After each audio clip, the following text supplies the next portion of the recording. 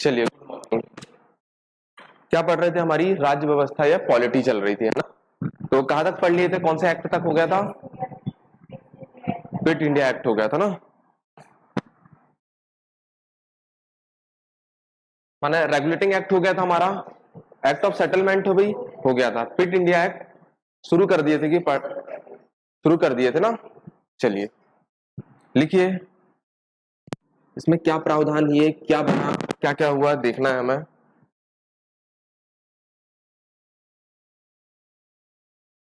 Quit India act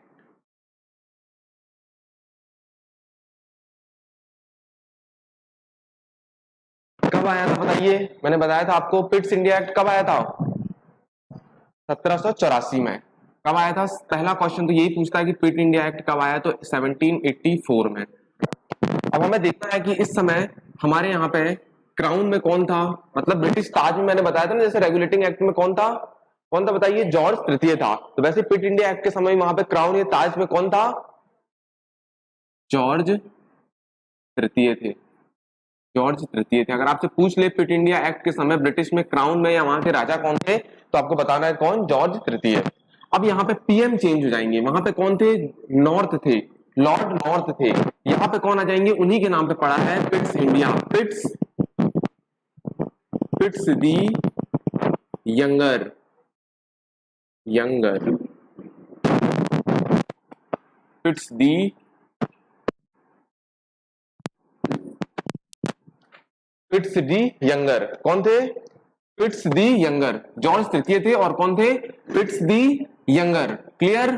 और ये बताइए, पिट्स इंडिया एक्ट लाए तो हमने क्यों लाए, तो उसका कारण, ये कॉजेस क्या था? उसका कारण, ये कॉजेस क्या था? उसका कारण, ये कॉजेस क्या था? एक्ट ऑफ सेटलमेंट को दिए थे, रेगुलेटिंग एक्ट की कमियों को दूर करने के लिए, और इस पे भी लाए गए थे कमियां हैं तो यहाँ पे उसको सुधार किया। उसका जो मेन कारण था, मुख्य कारण था, क्या था? रेगुलेटिंग एक्ट, रेगुलेटिंग एक्ट की कमियों को दूर करना, कमियों को दूर करने के लिए आए थे। ठीक है, अब हम इनकी कमियों को दूर करने के लिए कुछ प्रावधान बनाएंगे। तो क्या प्रावधान बने, क्या प्रोविजन बने यहाँ पे? प्रावधान हुआ, क्या प्रावधान हुआ, कोई बताएगा? हाँ, यहाँ पे जो प्रावधान हुआ, सबसे पहले क्या प्रावधान हुआ? ईस्ट इंडिया कंपनी को द्वैध शासन प्रारंभ हो गया। दायर की सिस्टम, देखिए कंफ्यूज मत होइए, मैंने बताया था कि बंगाल में द्वैध शासन का जो जनक है वो कौन था? Robert Clive. वहां पे वो शुरुआत करते हैं, मगर मैं ईस्ट इंडिया कंपनी की बात कर रहा हूं। ईस्ट इंडिया कंपनी को द्वैध शासन कहां से प्रारंभ हुआ, तो आपको बताना है पिट इंडिया एक्ट से। डायरेक्ट क्वेश्चन आता है कि द्वैध शासन का प्रारंभ कहां से शुरू होता है, किस एक्ट के तहत होता है, तो आपको बताना है पिट इंडिया एक्ट 1784 के तहत। तो लिख लीजिए, पहला प्रावधान हुआ कि ईस्ट इंडिया कंपनी को द्वैध शासन का प्रारंभ, द्वैध शासन का, ईस्ट इंडिया कंपनी को द्वैध शासन का प्रारंभ। ठीक है, ईस्ट इंडिया कंपनी द्वारा, ऐसा भी लिख सकते हैं, ईस्ट इंडिया कंपनी द्वारा द्वैध शासन का प्रारंभ किया गया, है ना? द्वैध शासन का प्रारंभ किया गया। एक दूसरा क्या किया गया, इन लोगों ने जो कार्य होते हैं, जो कंपनी के कार्य होते हैं, उसको दो भागों में विभाजित कर दिया, दो पार्टों में उसको डिवाइड कर दिया। वो कौन कौन सा जो कार्य थे इनके, देखिए जो कार्य थे, जो उनके कार्य थे, जो उनके वर्क थे, उनको दो भागों में बांट दिया गया। वो दो भाग कौन कौन से थे? एक था बोर्ड ऑफ डायरेक्टर और बोर्ड ऑफ कंट्रोलर।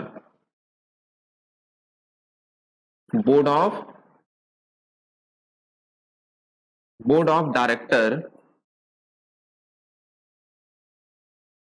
एक बोर्ड ऑफ डायरेक्टर और एक था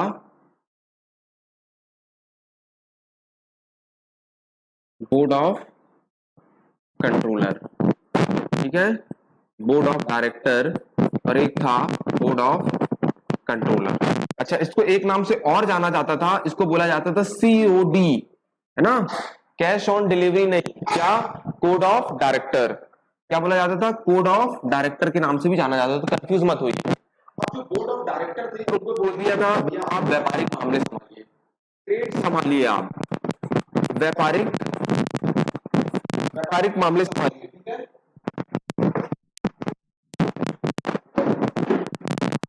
व्यापारिक मामले के लिए इनको बोल दिया गया, जो व्यापारिक मामले की रेख देख कौन करेगा, बोर्ड ऑफ डायरेक्टर करेगा।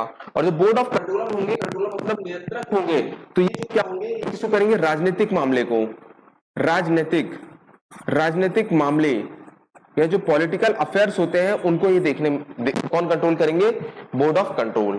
तो इनके कार्यों को दो भागों में विभाजित कर दिया पिट इंडिया एक्ट के तहत। एक बोल दिया गया बोर्ड ऑफ डायरेक्टर जो व्यापारिक मामले की देखरेख करेंगे, और एक हो गया बोर्ड ऑफ कंट्रोलर जो राजनीतिक मामले को देखरेख करेंगे। और बोर्ड ऑफ कंट्रोलर को एक नाम से और बोला जाता है, कोड ऑफ डायरेक्टर के नाम से। क्लियर। अब देखिए बोर्ड ऑफ डायरेक्टर को आप ऐसे समझिए, कोई कंपनी है रिलायंस की, ये रिलायंस की कोई कंपनी है, तो रिलायंस की कंपनी में जो शेयर धारक होते हैं, जो उस पर पैसे लगाते हैं, ना, इन्वेस्ट करते हैं, तो उसी प्रकार बोर्ड ऑफ डायरेक्टर का भी यही काम था। जो कंपनी के बोर्ड ऑफ डायरेक्टर वैसे थे जो शेयर धारक थे, तो यहां पे एक लाइन करके लिख लीजिए, बोर्ड ऑफ डायरेक्टर कौन थे, शेयर धारक थे। कौन थे, शेयर धारक थे। ठीक है। और बोर्ड ऑफ कंट्रोलर कौन थे, बोर्ड ऑफ कंट्रोलर मतलब हो रहा है नियंत्रक। तो जो राजनीतिक मामले को जो नियंत्रित करते थे, हम उनको बोलते हैं बोर्ड ऑफ कंट्रोलर थे। ठीक है। मगर इस राजनीतिक मामले को कंट्रोल करने के लिए 6 सदस्य की जरूरत पड़ती थी।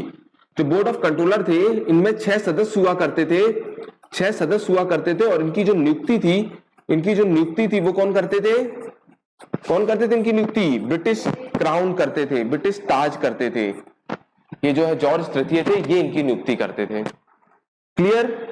ये सब प्रावधान किसके द्वारा हो रहा है, पिट इंडिया एक्ट के द्वारा हो रहा है। ठीक है। चलिए आगे देखते हैं और क्या हुआ, लिख लीजिए, इतना नोट कर लीजिए।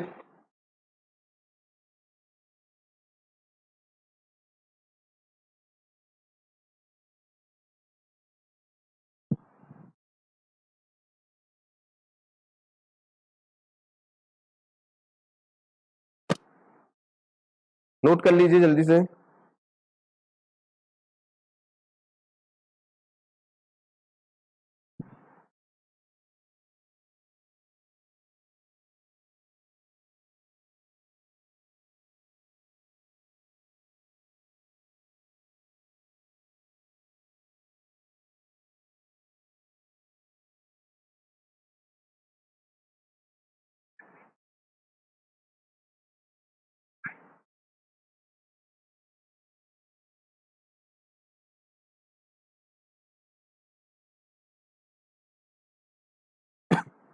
चलिए हो गया, ये लिख लिया आप लोग। चलिए और प्रावधान देखिए क्या प्रावधान हुआ। चलिए ये हो गया। और प्रावधान क्या हुआ, यहां पे अब कंपनी की कार्यकारी परिषद, कंपनी की कार्यकारी परिषद में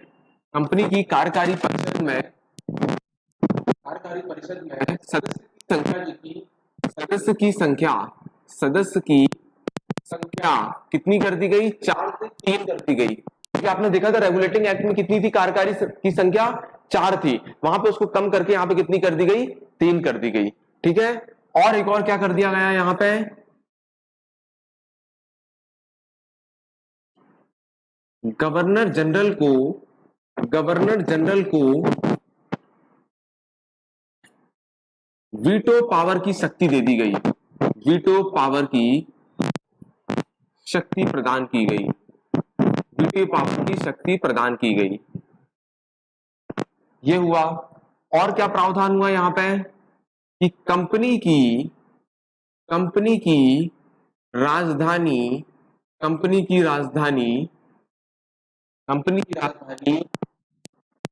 कलकत्ता को बनाया गया।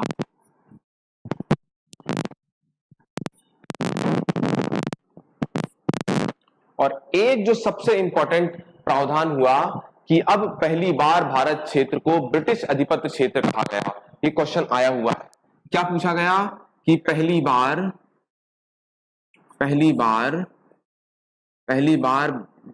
भारत क्षेत्र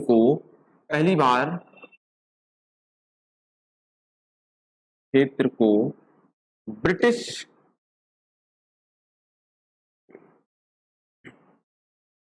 अधिपत्य क्षेत्र कहा गया।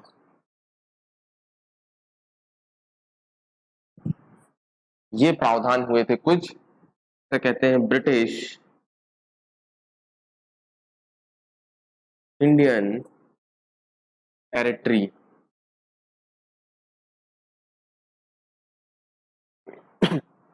समझ में आया क्या क्या प्रावधान हुए? ये सारे के सारे प्रावधान बने काय में पिट्स इंडिया एक्ट, ठीक है, 1784 का। लिख लीजिए।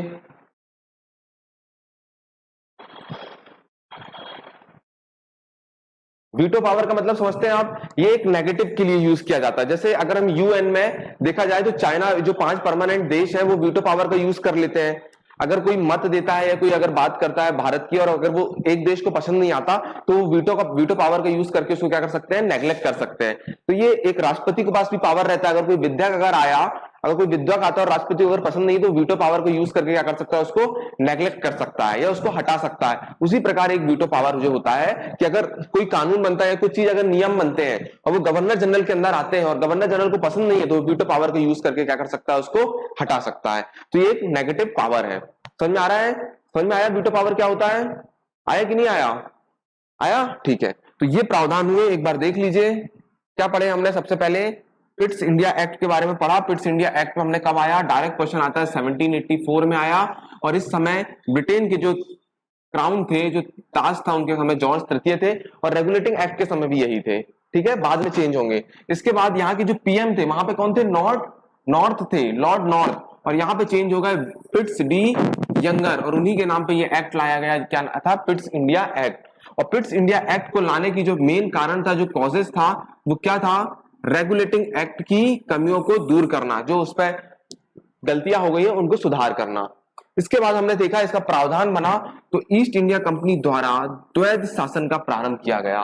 किसके द्वारा? ईस्ट इंडिया कंपनी द्वारा डायरची सिस्टम को शुरुआत किया। और डायरची सिस्टम मैंने आपको बता चुका है क्या। जैसे बंगाल में अगर देखा जाए तो वहां पे बंगाल का जो प्रशासन संभालते थे वो नवाब संभालते थे और वहां पे पूरा का पूरा आधिपत्य किसका था? ईस्ट इंडिया कंपनी का था। तो एक जगह दो व्यक्ति शासन कर रहे हैं, उसको हम क्या बोलते थे? द्वैध शासन या डायरकी सिस्टम, जिसकी शुरुआत बंगाल में किसने की थी? रॉबर्ट क्लाइव ने। और ईस्ट इंडिया कंपनी को ये प्रावधान, ये पावर कहां से मिल गया? पिट्स इंडिया एक्ट के तहत मिल गया। आगे बढ़ते हैं। इस पर एक और प्रावधान किया गया, जो इसके कार्य होते हैं कंपनी के, उस कार्य को दो भागों में विभाजित कर दिया गया। एक था बोर्ड ऑफ डायरेक्टर। तो बोर्ड ऑफ डायरेक्टर किसको संभालते थे? व्यापारिक या ट्रेड या कॉमर्स मामले को संभालते थे। और दूसरा कार्य बोर्ड ऑफ कंट्रोलर था। तो बोर्ड ऑफ कंट्रोलर जो थे वो राजनीतिक मामले को संभालते थे। और इसके जो बोर्ड ऑफ कंट्रोलर होते थे उसमें 6 सदस्य होते थे और इन 6 सदस्यों की नियुक्ति कौन करते थे? जॉर्ज तृतीय, मतलब ताज करते थे। क्लियर? और हमने देखा इसमें क्या प्रावधान हुआ। इसमें हमने देखा कंपनी की, देखिए कंपनी की कार्यकारी परिषद में सदस्य की संख्या 4 से 3 कर दी गई। क्योंकि जब हमने रेगुलेटिंग एक्ट पढ़ा था तो गवर्नर जनरल के चलाने के लिए, उनकी सहायता के लिए हमने एक कार्यकारी परिषद बनाई थी और वहां पे कितने सदस्य थे? 4। जब ये वाला प्रावधान आया तो कितने कर दिया गया? 3 आया। इसके बाद हमने गवर्नर जनरल को एक और शक्ति दे दी यहां से कि भैया वीटो पावर दे दिए। अगर आपको कोई चीज पसंद नहीं आता तो आप वीटो पावर का यूज करके उसको हटा सकते हैं। और क्या किया हमने? कंपनी की राजधानी, अभी तक कंपनी की राजधानी डिसाइड नहीं थी तो कंपनी की राजधानी कलकत्ता को बना दिया गया। किसके द्वारा? पिट इंडिया एक्ट के द्वारा। इसके बाद सबसे इंपॉर्टेंट ये क्वेश्चन आया हुआ है, पहली बार भारत क्षेत्र को ब्रिटिश आधिपत्य क्षेत्र कहा गया। डायरेक्ट क्वेश्चन आता है, ब्रिटिश इंडियन टेरिटरी कहा गया है। इंपॉर्टेंट करके लिखिए कि किस अधिनियम के तहत भारत को पहली बार ब्रिटिश आधिपत्य क्षेत्र कहा गया है। तो आपको बताना है पिट्स इंडिया एक्ट के तहत। क्लियर? अब आगे कौन सा एक्ट आता है हमारा? 1786 विशेष शासन अधिनियम। अब यहां पे देखिए यहां पे क्या होता है।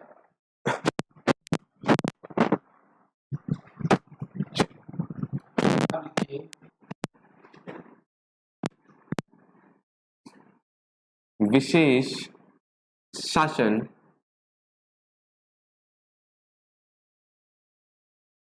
अधिनियम कब आया? 1786 में। अब इसके पहले कहानी सुनिए। यहां पर नाम आता है किसका? लॉर्ड कार्नवालिस का। क्यों? क्योंकि अब कौन जा रहा है? वारेन हास्टिंग, जो यहाँ के बंगाल के गवर्नर जनरल थे, अब वो रिप्लेस किए जा रहे हैं। मैंने बताया था इनके खिलाफ क्या लगा दिया गया था? महाभियोग लगा दिया गया था। क्यों? क्योंकि इन्होंने क्या, इनका दोस्त था कौन? एलिजा इप्पे, और एलिजा इप्पे ने क्या किया, एक भारतीय का केस आया था नंद कुमार ब्राह्मण का और सिटी पेपर का, और उन्होंने बोल दिया था इनको फांसी दे दो। जब इनको ऐसा बोल दिया तो ये बात कहां पहुंच गई?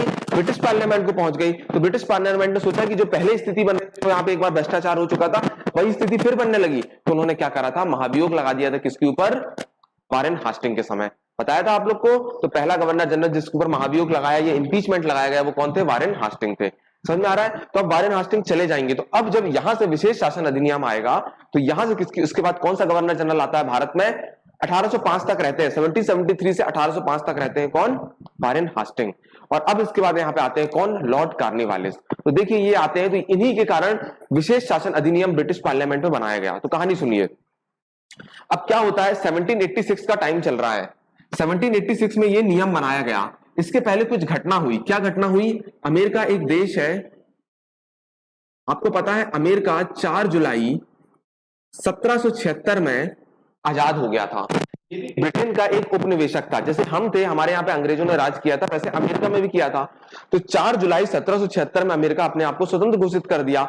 जब ये घोषित कर दिया, तब इस समय ब्रिटेन पार्लियामेंट या ब्रिटेन की सरकार का नेतृत्व कर रहे थे कौन? लॉर्ड कार्निवालिस। और लॉर्ड कार्निवालिस कर रहे थे, तो ये वहां पे क्या होते हैं?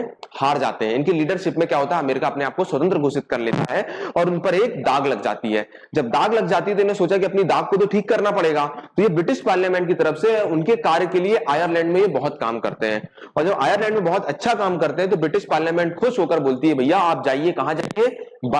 भारत जाइए, और भारत में आप वहां के गवर्नर जनरल बन जाइए। जब इनको ये ऑफर मिलता है, तो ये बोलते हैं, भैया हम जा रहे हैं, मगर हमारे लिए कुछ शर्त है। और वही शर्त क्या होगी?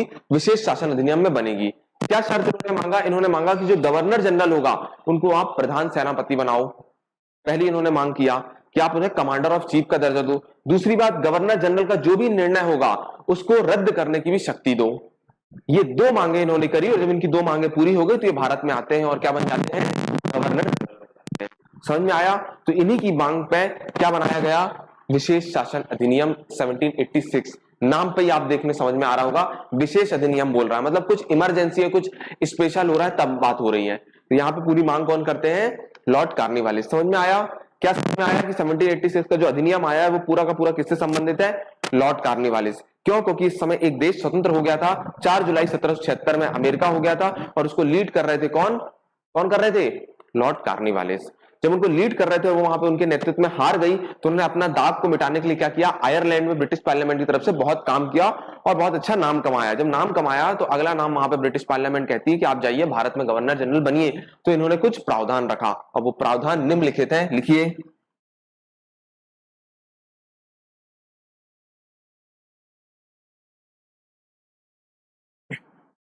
क्या बोले इन्होंने? इन्होंने बोले इस प्रावधान में गवर्नर जनरल,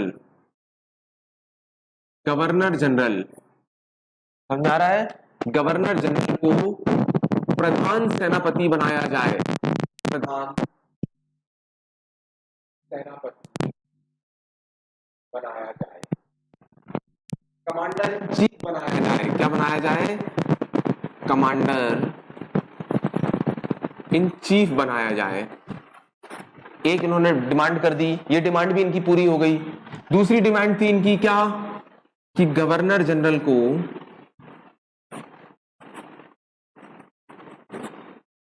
गवर्नर जनरल के निर्णय को, गवर्नर जनरल जो होता है ना, गवर्नर जनरल को निर्णय को रद्द करने की शक्ति प्रदान की गई।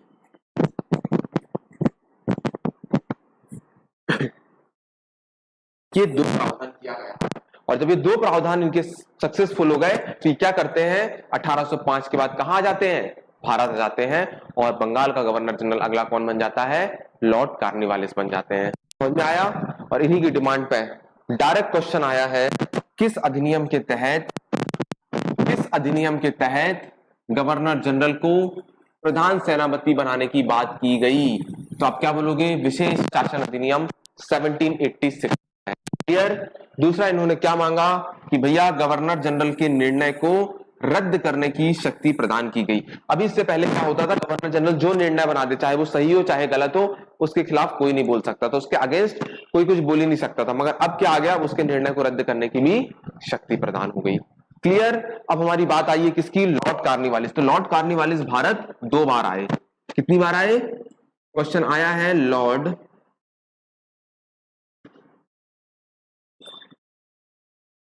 कार्निवालिस भारत 1805 में आए। 1805 में बंगाल के गवर्नर जनरल बनकर आए। 1805 के बाद कौन बन गया यहाँ का गवर्नर जनरल, लॉर्ड कार्निवालिस। और याद रखिए भारत में 2 बार आए, 2 बार आए, 2 बार आए, है ना, 2 बार आए।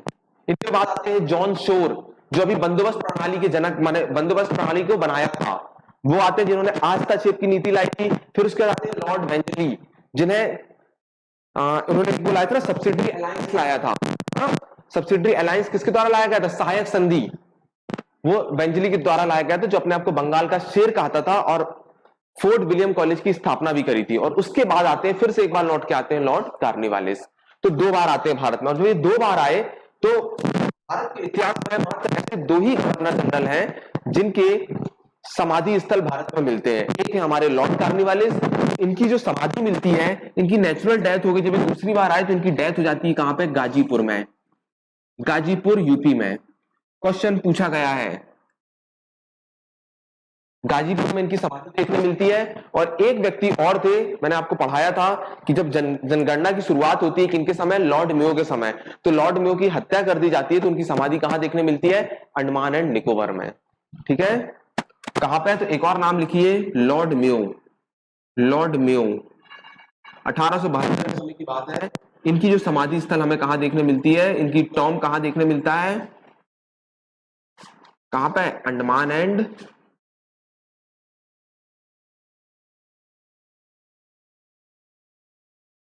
निकोबार में। क्लियर। तो आपको 2 लोग से दो व्यक्ति का नाम पूछेगा, लॉर्ड कार्निवालिस की समाधि कहां है, तो गाजीपुर यूपी में। और लॉर्ड मेयो की हत्या कहां पे हुई थी, तो क्या बोलोगे, अंडमान एंड निकोबार में। इसकी इनकी समाधि कहां देखने मिलती है, अंडमान एंड निकोबार में। क्वेश्चन आया हुआ है, सिर्फ 2 ही गवर्नर को याद रखना है। क्लियर। चलिए अब हम लॉर्ड कार्निवालिस की बात करते हैं। तो ये भारत में 1805 में आए और यहाँ के बंगाल के गवर्नर जनरल बन गए। और इसके बाद ये कब आए, लॉर्ड वेंजली के बाद फिर से लौट कर आते हैं, जिनकी इनकी यहाँ पे डेथ हो गई। वहां पे मात्र 1 साल करीब रहे हैं, दूसरी बार जब आए हैं। अब जब यहाँ पे भारत में इन्होंने आए और यहाँ पे इन्होंने क्या किया, 2 चीज की इनकी मांग कर दी गई। तो इन्होंने अब क्या किया, कुछ एक प्रणाली दी। इस प्रणाली का नाम कहते हैं बंदोबस्त प्रणाली। क्या किए, परमानेंट सेटलमेंट की शुरुआत की 1893 में। डायरेक्ट क्वेश्चन आता है, इससे पहले इज्जेदारी प्रथा आ चुकी थी। ये रेवेन्यू जनरेट करने के लिए कुछ स्कीम लाई गई थी सरकार की। एक महालवाड़ी थी, एक रैयतवाड़ी थी, आपने सुना होगा। ठीक है, बता रहा हूं अभी बंदोबस्त प्रणाली क्या होता है। एक फैक्ट हमने कल भूल गए, उसको आप लोग ऐड कर लीजिए। जो वारेन हास्टिंग के समय क्या था, उन्होंने इज्जेदारी प्रथा आई थी। क्या लाए थे बंगाल में, इज्जेदारी प्रथा, तो उसको ऐड कर लीजिए। 1773 में वारेन हास्टिंग ने इज्जेदारी प्रथा लाया था, उसको वारेन हास्टिंग के समय ऐड कर लीजिए।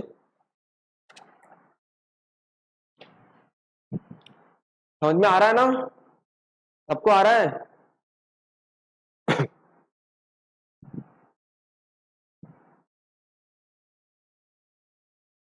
हो गया, इज्जेदारी प्रथा वहां आई। और उसके बाद लॉर्ड कार्निवालिस ने क्या लेके आते हैं, लॉर्ड कार्निवालिस क्या लेके आते हैं, एक और प्रणाली लेके आते हैं, उसे हम नाम देते हैं बंदोबस्त प्रणाली। बहुत इंपॉर्टेंट है, क्वेश्चन पूछा गया है। और कब लेके आए इन्होंने, 1893 में। इसे परमानेंट सेटलमेंट के नाम से इंग्लिश में जाना जाता है। और इस बंदोबस्त प्रणाली को बनाने वाला जो व्यक्ति था, जो अगला गवर्नर जनरल होगा, उसका नाम है कौन, जॉन शोर। कौन है, जॉन शोर। जॉन शोर ने बनाया था। क्लियर। और बंदोबस्त प्रणाली कौन लेके आया था, लॉर्ड कार्निवालिस। अब बंदोबस्त प्रणाली लेके आए थे, तो बंदोबस्त प्रणाली है क्या, एनीवन, कोई बताएगा क्या है बंदोबस्त प्रणाली, कोई बताएगा। सुनिए, जो जमींदार होते थे हमारे यहाँ के, जिनके पास जमीनें हुआ करती थी, उन्हें जमींदार बोलते थे। तो जो जमींदार जो उपज पैदा करते थे, उससे जो 90% जो हिस्सा था, वो हमें कंपनी को देना पड़ता था और 10% अपने पास रखना पड़ता था। ये थी बंदोबस्त प्रणाली। ठीक है, क्या थी, ईस्ट इंडिया कंपनी है, ईस्ट इंडिया कंपनी का शेयर 90% रहता था उसमें, और जमींदार का था कितना, जमींदार का कितना था 10%। मतलब 10/11 हिस्से में 10/11 हिस्से किसका था? ईस्ट इंडिया कंपनी का, जो भी उपज होती थी, और 1/11 भाग 1/11 किसका था? जमींदार के पास था। ठीक है, इतना आपको उनका देना पड़ता था। ठीक है, समझ में आ रहा है? और ये प्रणाली को बनाने वाला व्यक्ति कौन था? John Shore. ठीक है, समझ में आया? तो इसको कहते हैं बंदोबस्त प्रणाली। ये 1893 की परमानेंट सेटलमेंट। ये रेवेन्यू जनरेट करने के लिए, राजस्व वसूलने के लिए बीच बीच में स्कीम आई थी। जैसे इज्जतदारी प्रथा लाए थे कौन? Warren Hastings. वैसे बंदोबस्त लेके आए थे कौन? लॉर्ड कार्निवालिस। और आई थी एक महालवाड़ी आई थी, ये मैकेंजी और रीड ने लाया था, है ना। और एक आई थी रैयतवाड़ी 1822 में, ये हेक्टर मुनरो ने लाया था। जो हेक्टर अपन ने पढ़े थे ना, तो हेक्टर मुनरो ने लेके आया था ये। ऐसी बहुत सी स्कीम आई थी, हिस्ट्री पढ़ेंगे तो बताऊंगा मैं आपको। चलिए, तो ईस्ट इंडिया कंपनी को क्या 90% देना पड़ता था और उपज का, और जमींदार कितना 10% रखना पड़ता था। और इस प्रणाली को बनाया किसने था? जॉन शोर ने बनाया था। क्लियर? चलिए, इसके बाद देखिए लॉर्ड कार्निवालिस ने एक और सिद्धांत दिया, कार्निवालिस कोड बनाया। क्या बनाया इन्होंने?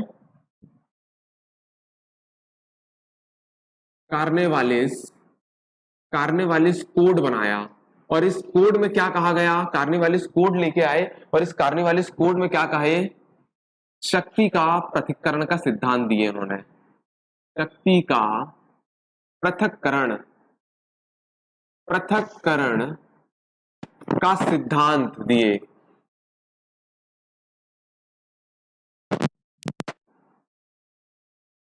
सेपरेशन ऑफ पावर का प्रिंसिपल दिए, है ना, principle of separation of power. ये हमारे शक्ति को किस तरह से हम बांटे, किस तरह से पृथक करें, वो इन्होंने कार्निवालिस कोड में दिया गया था।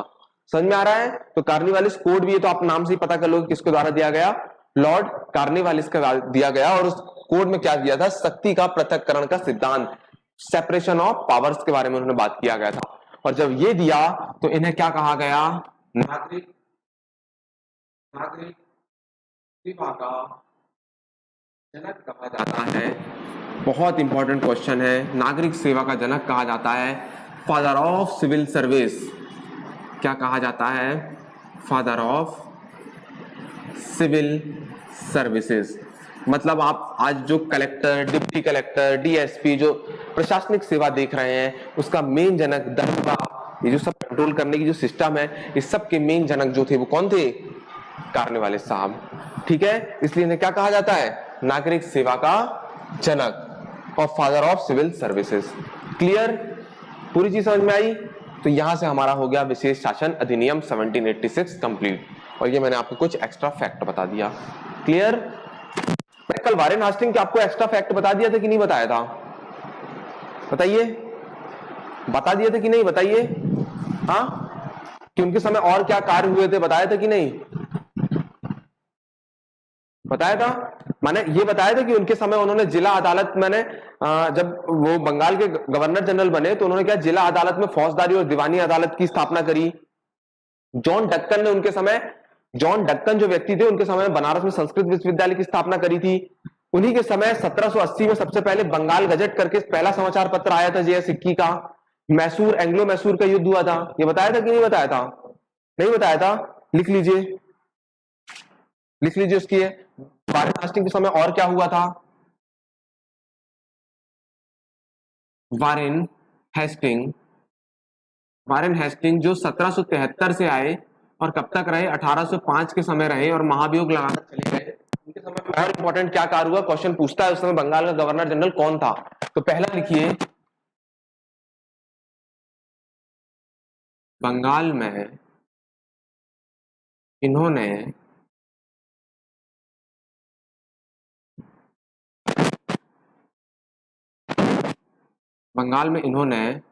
निचली अदालतों में, निचली अदालत, जिला अदालत लिख लीजिए, जिला अदालतों में दीवानी और फौजदारी, दीवानी और फौजदारी, ये दीवानी मस्तानी वाली नहीं है, पेशवा बाजीराव की है ना। दीवानी मतलब क्या होता है? जो कि जमीन से जुड़े, मतलब भूमि सुधार से जुड़े हुए मामले को सुलझाया जाता है, उसको कोर्ट की लैंग्वेज में दीवानी कहा जाता है। और फौजदारी मतलब होता है क्रिमिनल केसेस, मर्डर, किसी की हत्या कर दिए, तो ये क्या होते हैं, फौजदारी केसेस कहा जाता है। तो इन निचली अदालत होती है, जो जिला अदालत में, उनकी स्थापना करते हैं कौन, वारेन हास्टिंग। तो बंगाल में इन्होंने जिला अदालतों में दीवानी और फौजदारी की स्थापना की। समझ में आ गया ये शब्द दो? समझ में दीवानी क्या होता है और फौजदारी क्या होता है, क्लियर? चलिए दूसरा इन्होंने और क्या काम करवाया, 1781 में इन्होंने मुस्लिमों के लिए, मुस्लिमों शिक्षा के लिए मदरसा की स्थापना करवाई। डायरेक्ट क्वेश्चन आता है कि सबसे पहले मदरसों की स्थापना बंगाल में किसने करवाया था? आपको पता है जहां मदरसा होता है वहां पे मुस्लिम लोग को शिक्षा दिया जाता है, मोमडम्स को, ठीक है। तो 1781 में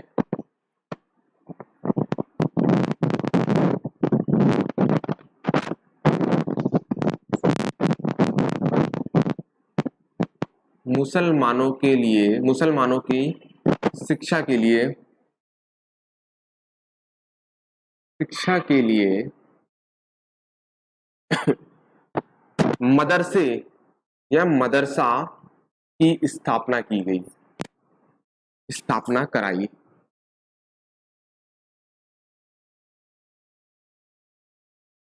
सारे क्वेश्चन आए हैं। 1782, ये आप लोग को सब समझ में आ रहा होगा, ये पीरियड किसका चल रहा है, सब वारेन हास्टिंग के समय हो रहा है।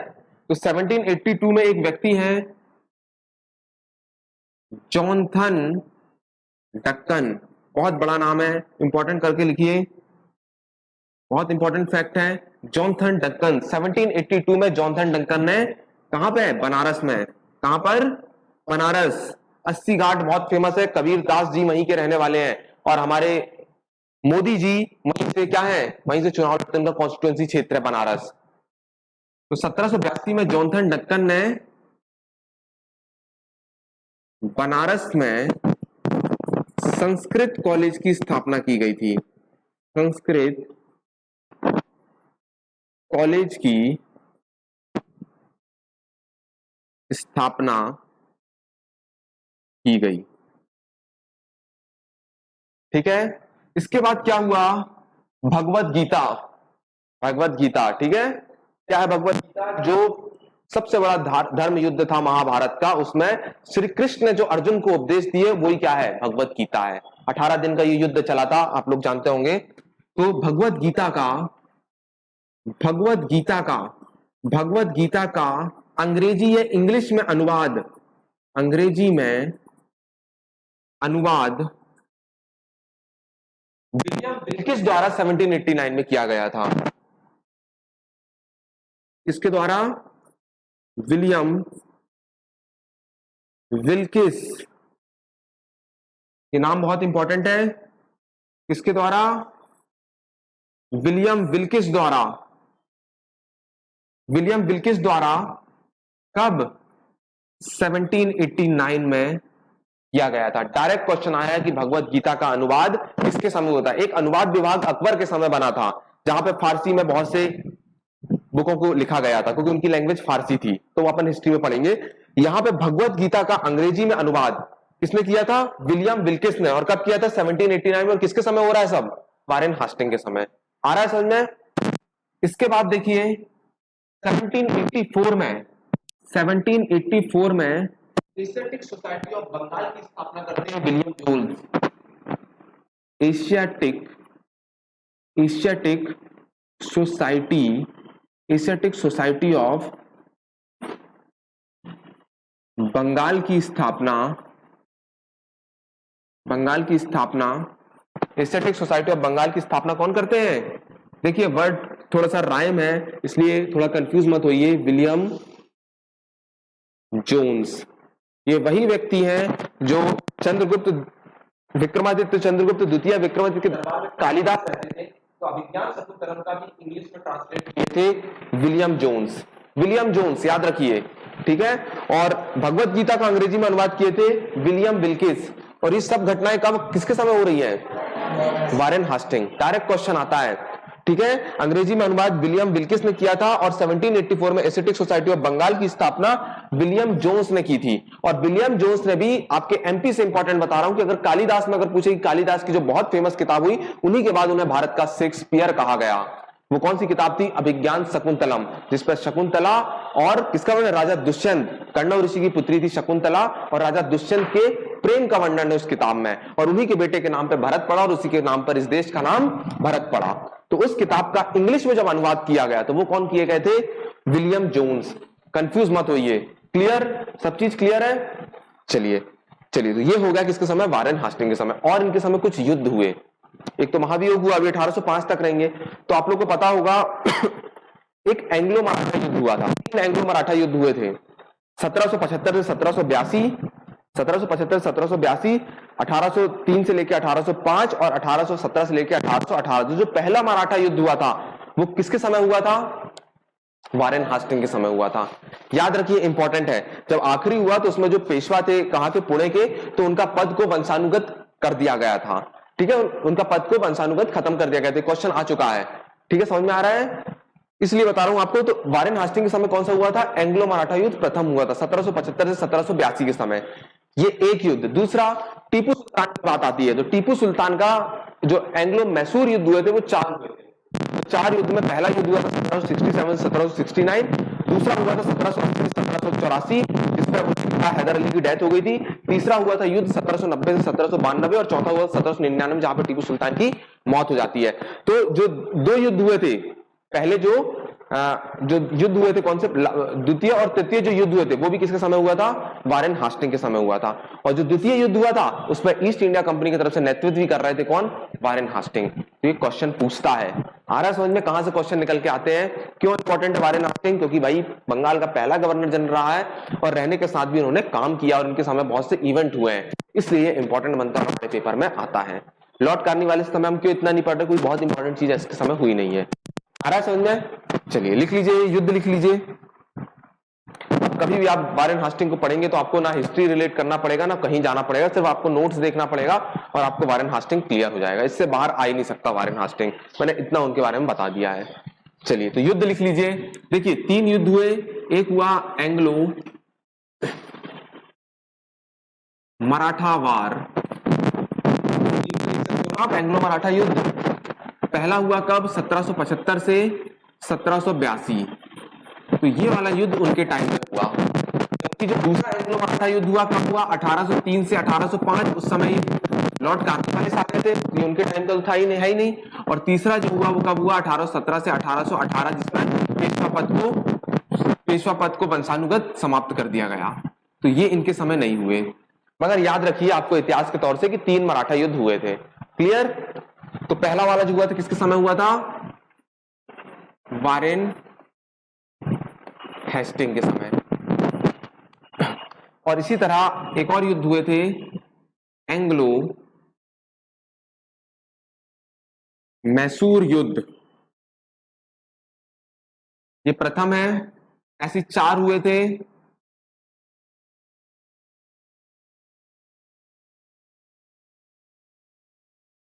टीपू सुल्तान जो मद्रास में राज्य करते थे ना, जिन्होंने जैकोबन क्लब की स्थापना करी थी, ठीक है, जिनके पताका में शेर देखने मिला था, शेर का चिन्ह आ रहा है।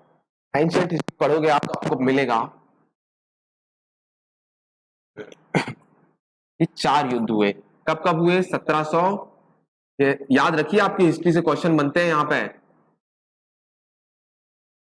पे भी याद रखिए। यहां पे हैदर अली की डेथ हो गई, उनके फादर जो थे हैदर अली की डेथ हो गई थी। और तीसरा हुआ था और चौथा हुआ था, और यहां पे डेथ हो जाती है किसकी? टीपू सुल्तान की मृत्यु। तो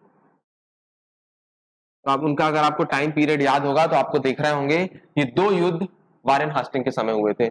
और यहाँ पे लड़ भी रहे थे अंग्रेजों के साथ जो था। यहाँ पे एक ज्यादा तो आप चलिए इसको बता ही दे रहा हूं, उसका कोड लिख लीजिए। यहाँ पे कुछ संधि होती है इसमें, तो कोड है MMS।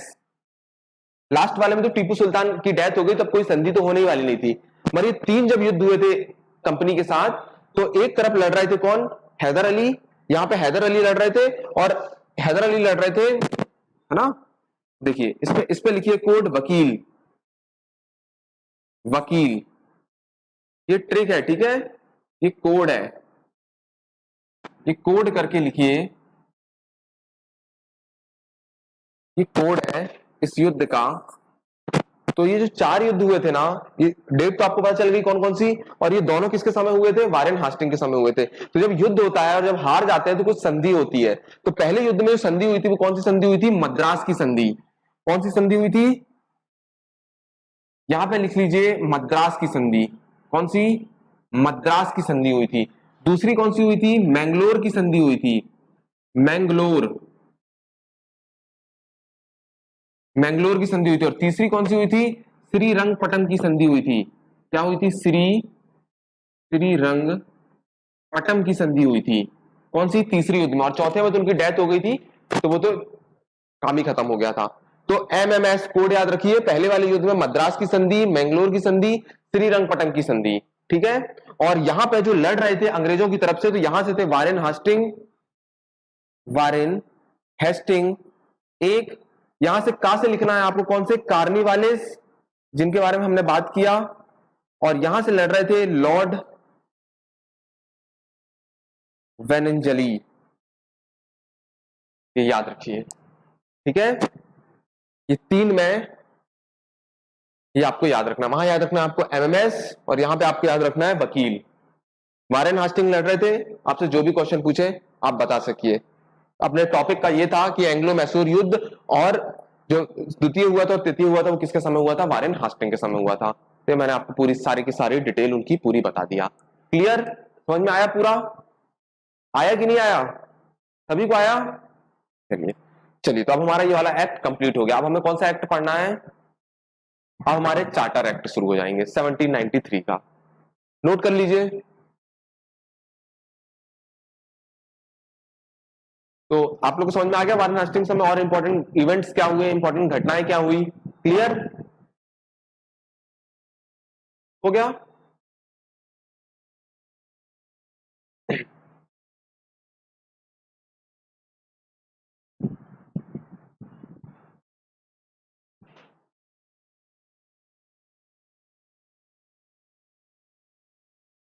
क्लियर? नोट कर लिया ना? चलिए आगे देखिए। अब देखिए कि अब यहां से चार्टर शुरू हो जाएंगे। हमने देखा था, मैंने आपको बताया था कि 1773 में कंपनी को क्या दिया था? 20 वर्षों का एकाधिकार दिया गया था। एकाधिकार दिया गया था ना। तो आप तो फिर 20 ऐड कर दीजिए।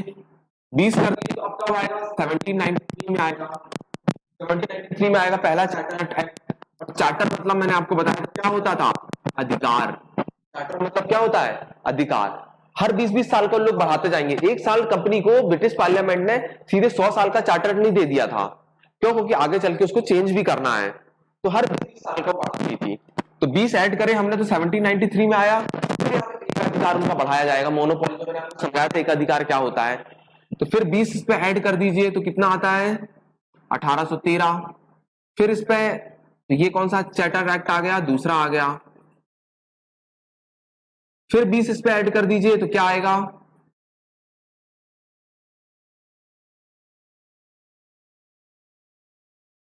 Charter act. ठीक है। इसी के प्रकार एक और आएगा, फिर इस पे 20 कर दीजिए तो 1853 में।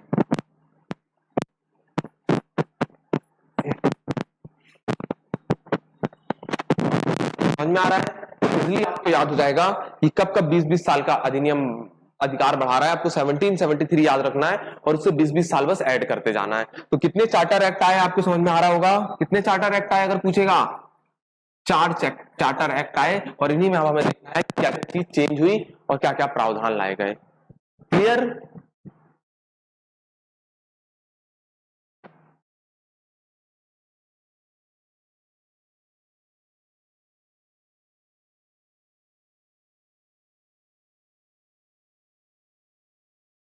चलिए क्लियर, स्टार्ट करें। समझ में आ रहा है ना?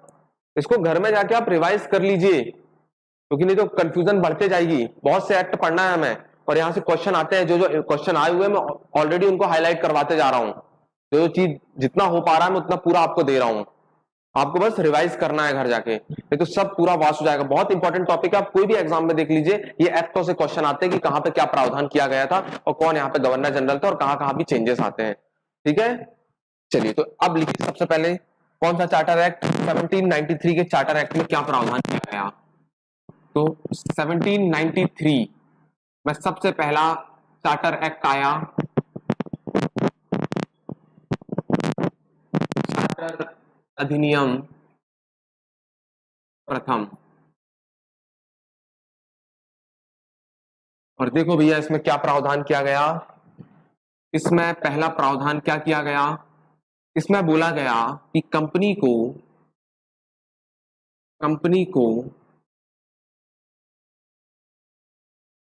को व्यापारिक एवं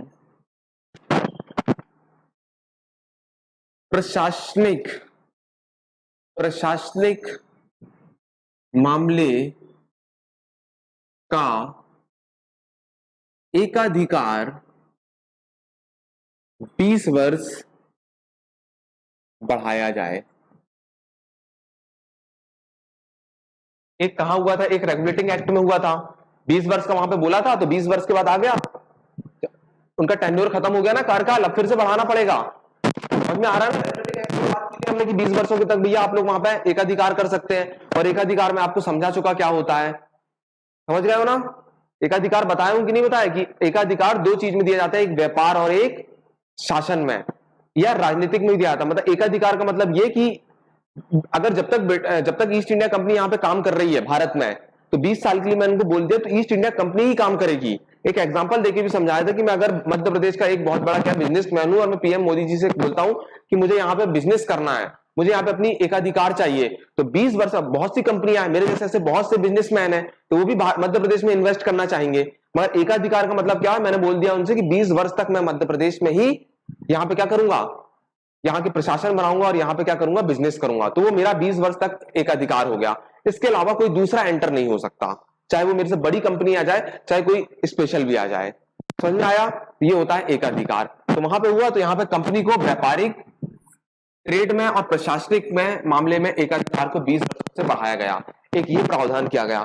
दूसरा प्रावधान इसमें और क्या किया गया, दूसरा प्रावधान क्या किया गया इसमें, दूसरा प्रावधान ये किया गया कि जो अभी अपन ने पढ़े थे ना, बोर्ड ऑफ नियंत्रण, किस पर पढ़े थे, क्विट इंडिया एक्ट मूवमेंट में उनके कार्यों को दो भागों में बांट दिया गया। तो उसमें क्या था, बोर्ड ऑफ कंट्रोल थे, तो जो बोर्ड ऑफ कंट्रोल के कर्मचारी थे उनका वेतन भत्ता अब भारत के राजस्व से दिया जाएगा। वो कहां पे कह दिया गया, चार्टर अधिनियम में कह गया। समझ में आ रहा है? समझ में आ रहा है क्या कहा गया?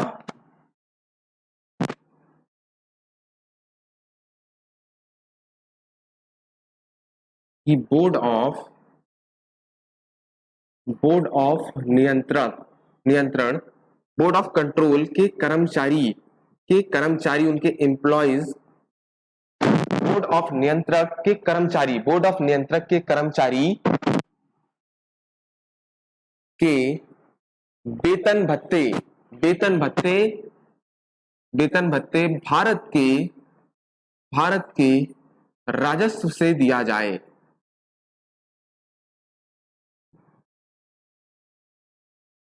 बहुत इंपॉर्टेंट है, ये क्वेश्चन आ चुका है।